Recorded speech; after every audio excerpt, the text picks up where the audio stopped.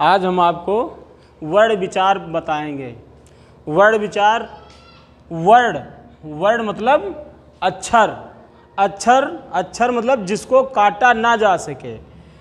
भाषा की वह सबसे छोटी इकाई जिसका विभाजन ना किया जा सके, जिसके टुकड़े ना किया जा सके, उसे हम वर्ण या अक्षर कहते हैं। अब वर्ण होता कितने प्रकार का है? वर्ण दो प्रकार का होता है, स्वर वर्ण और व्यंजन वर्ण। स्वर वर्ण को अच वर्ण भी कहा जाता है और व्यंजन वर्ण को हल वर्ण भी कहा जाता है। अच एक प्रत्याहार है और ये प्रत्याहार माहेश्वर सूत्र से बनाया गया। हल भी एक प्रत्याहार है। हल में सारे व्यंजन वर्ण आते हैं और अच में केवल स्वर ही आते हैं। अब संस्कृत में स्वरों की संख्या कितनी है? संस्कृत में स्वरों की संख्या 9 है और हिंदी में स्वर की संख्या 13 है। संस्कृत में व्यंजनों की संख्या 33 है और हिंदी में 36 है। अब स्वर को कितने भागों में विभाजित किया गया है? स्वर को 3 भागों में विभाजित किया गया है।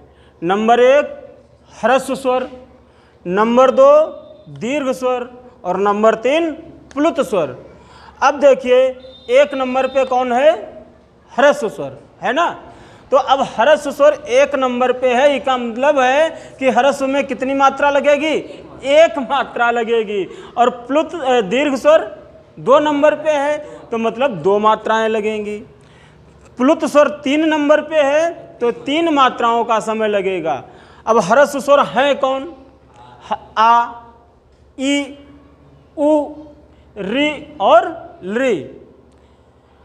अब इसकी अपेक्षा दीर्घ स्वर में आ, ई, उ और री है ना। तो अब यह इसकी अपेक्षा इसको बोले आ, तो और इसकी अपेक्षा इसको बोलने में जैसे बोले आ तो कितना 2 गुना समय लगा बच्चों। अब देखिए, अब अगला है 3 नंबर में प्लुत स्वर। प्लुत स्वर है ओ, 3 मात्राओं का समय लगा और ये जो 3 बीच में लिखा है हिंदी का 3 है, ये प्लुत स्वर का चिन्ह है ना। और अब आ जाते हैं व्यंजन वर्ण। व्यंजन वर्णों को कितने भागों में विभाजित किया गया है?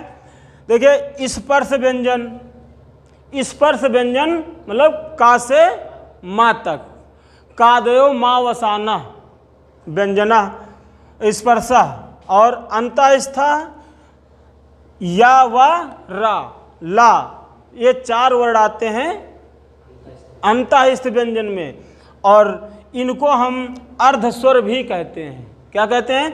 अर्धस्वर भी कहते हैं। और ऊष्म व्यंजन सा सा हा, ये 4 ऊष्म व्यंजन हैं। अब आज का वर्ण विचार यहीं तक, आगे कल बताएंगे। वीडियो पसंद आए तो लाइक कीजिए, शेयर कीजिए और चैनल को सब्सक्राइब कीजिए तथा कमेंट कीजिए।